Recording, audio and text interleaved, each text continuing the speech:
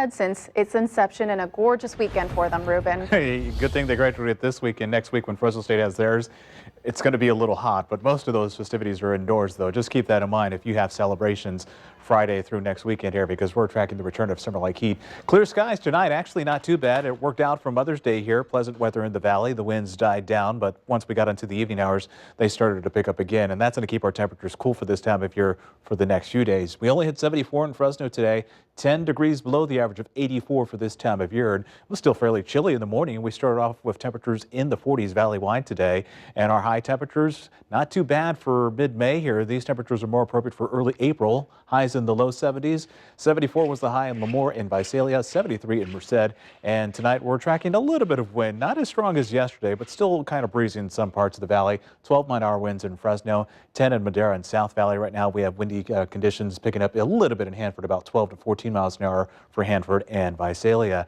Temperatures this evening already in the 50s, 59 now in Hanford, 58 in Porterville, and 56 in Madera this evening here. Here's the satellite picture. We had a little bit of cloud cover late in the day into this evening. We have a couple of troughs digging in, keeping our temperatures in the 70s, pulling in that cool air, and maybe a little bit of moisture as early as tomorrow for parts of the Sierra and the foothills. And that ridge of high pressure that's going to warm us up to summer-like conditions, that starts to move in later on in the week into next weekend here. But here's Futurecast to show you what to expect for your Monday, the next few days, as we move forward here into the middle and later part of May. So there's the cloud cover. We're going to keep that going, but maybe as early as the midday hours tomorrow, seeing some snow at the highest elevations of the Sierra. We're talking about 8,000 feet, but that precipitation becomes more aggressive later on into the afternoon and evening. And you see some yellow and orange popping up right here.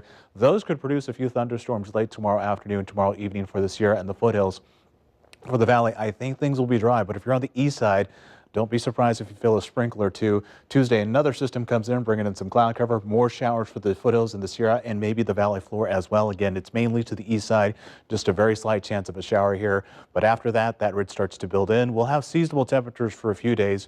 Thursday into Friday, 80s throughout most of the valley, but once we get to about Saturday into Sunday, that's where the heat starts to settle in and pushing our temperatures in the low to mid 90s. There are a couple computer models that want to put us into the upper 90s once we get into Saturday and Sunday. Good air quality for tomorrow throughout most of the valley here in the Sierra. We're looking for temperatures in the 50s and 40s, kind of chilly up there still.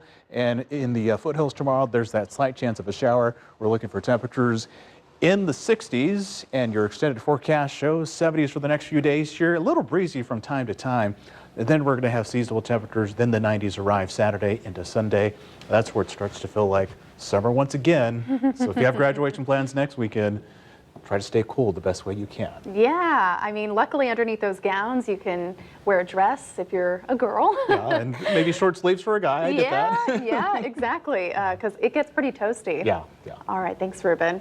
Well, luckily, a lot of the sports you cover indoors this time